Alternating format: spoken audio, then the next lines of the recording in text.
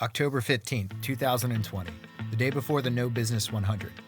Three dudes from Pittsburgh head down to the Big South Fork, an area straddling the border between Kentucky and Tennessee. Let's introduce those dudes. Dude numero uno, my friend Jason. Jason has an extensive ultramarathon resume. He's the guy who convinced me to sign up for this race and is also responsible for my introduction into trail running. For that, I will forever curse and praise his name. Dude numero dos, me, Ryan. You can kind of tell by my goofy smile, I'm filled with excitement. I'm eager to run the trails of the Big South Fork, and let's see if I can make it to the finish and claim my first 100-mile belt buckle. And that leaves us with dude numero tres, my dad Scott.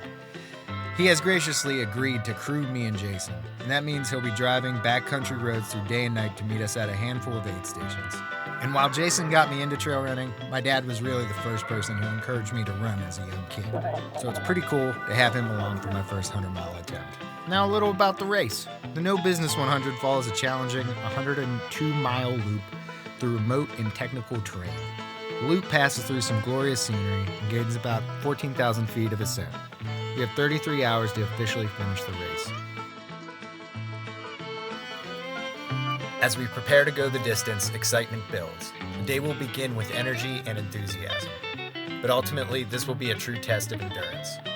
And any positive feeling in the beginning of a long run overhangs an unknown quantity of suffering somewhere along the trail.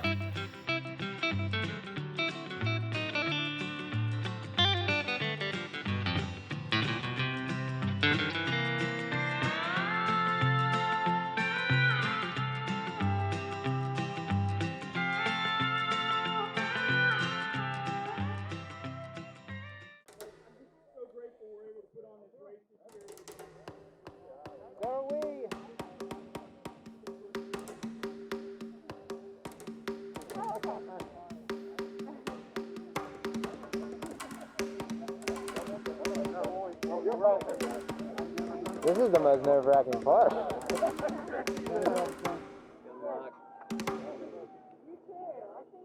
Thank you.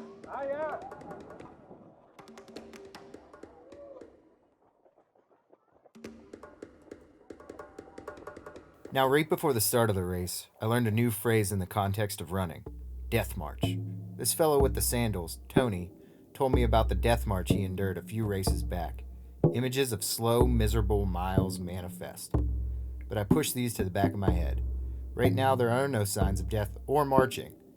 We are definitely alive and running.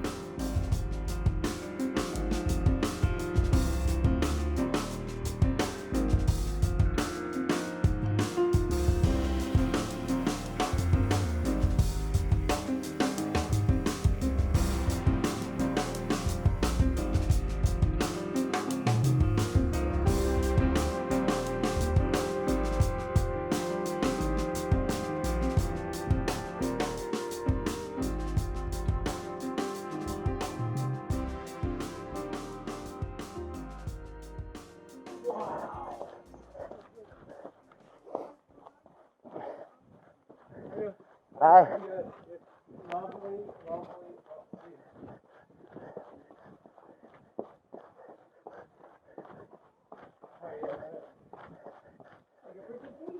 Yeah. Feels nice on the feet. Especially because the kids were, oh my God, they were loving it. Boy, back in that day.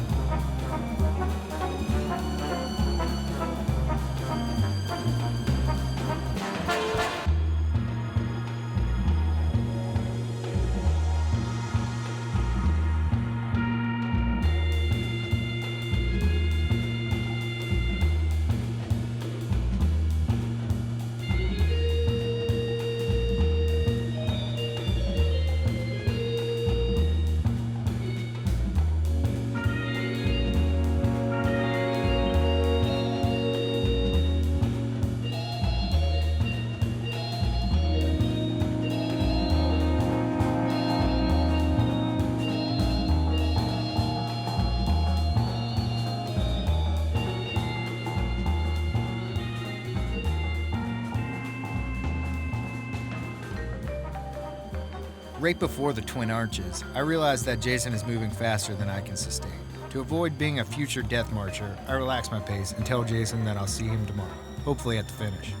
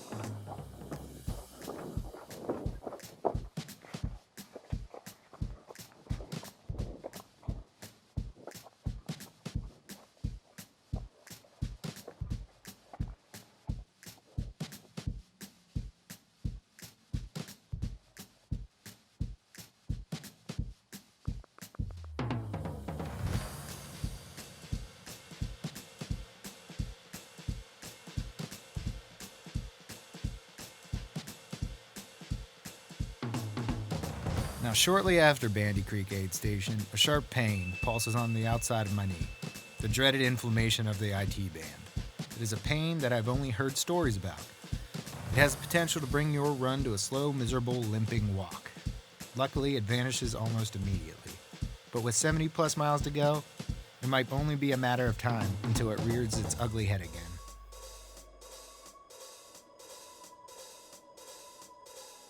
This place is gorgeous.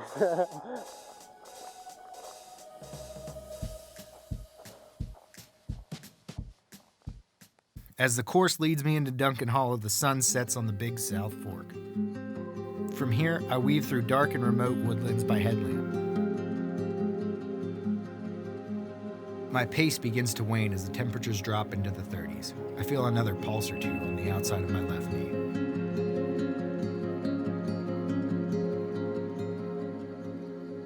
At this point, I need a mental pick-me-up. Thankfully, I'm about to meet another friend. You haven't met him yet, because he's driving 8 hours through the night to meet us at the Blue Heron Aid Station. Dude numero cuatro, Phil.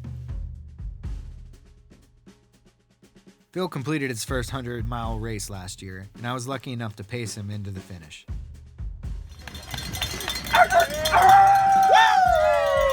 With Phil's enthusiasm and conversation, the miles get easier. I'll smile big for you. All right. What mile is it?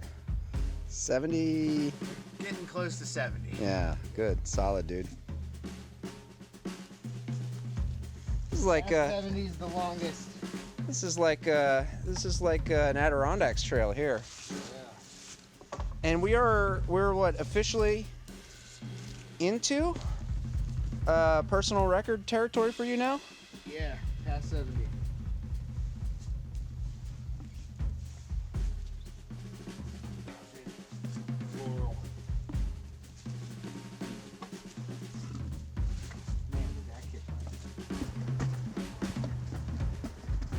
Awesome. Oh, dude. What was this? I guess this is a railroad bridge?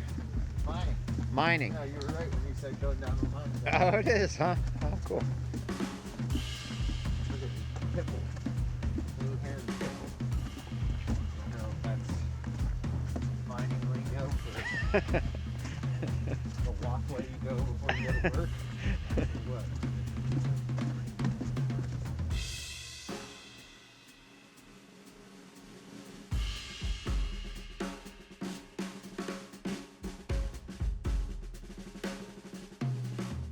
Alpenglow in the Kentucky woods. I'm just narrating a little nature video. Spirits are high, spirits are rising. Legs doing what they're supposed to do, albeit painfully. Video. This is the first time Phil's on video. Welcome, Phil. The pacer. pacer. The pacer. The pacer and the inspirational motivator. Yeah. Phil and I happily welcome the dawn as we head toward the Peter Mountain Aid Station. At mile 88, my IT band is fully inflamed. Running is no longer an option. From here on, I'll have to shuffle, walk, or as Tony calls it, the Death March.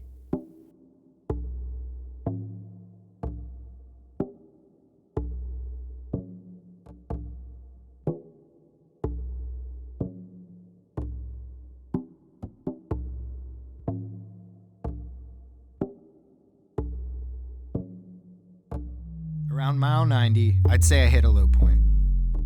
At this time, I was being passed by a bunch of other runners. I couldn't run without my IT band screaming, and my mind seemed to be slipping. For example, I saw this cluster of miniature-sized camping tents that in reality were just a fallen bunch of magnolia leaves.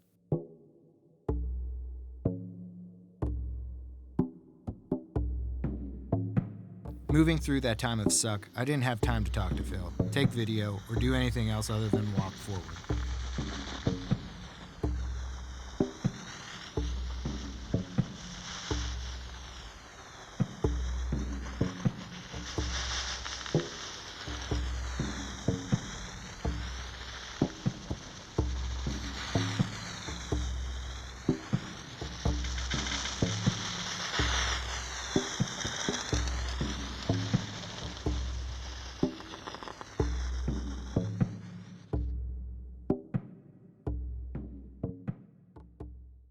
Aid stations tend to create energy, though, and after talking to a young volunteer at the Blevins Aid Station, I was overwhelmed with emotion. I did a crooked-ass trot out of that aid station to hide my teary eyes. I'm not sure why I started to cry, but it seemed to propel me out of the death march, so I embraced those big, embarrassing tears in the closing miles of the race.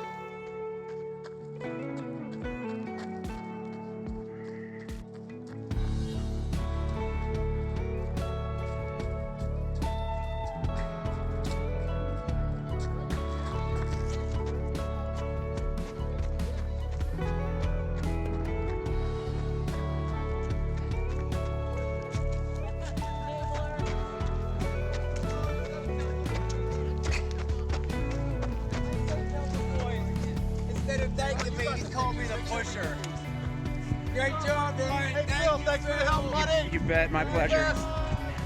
I can't keep up with him. He's dropping me. All I've done is for nothing to you.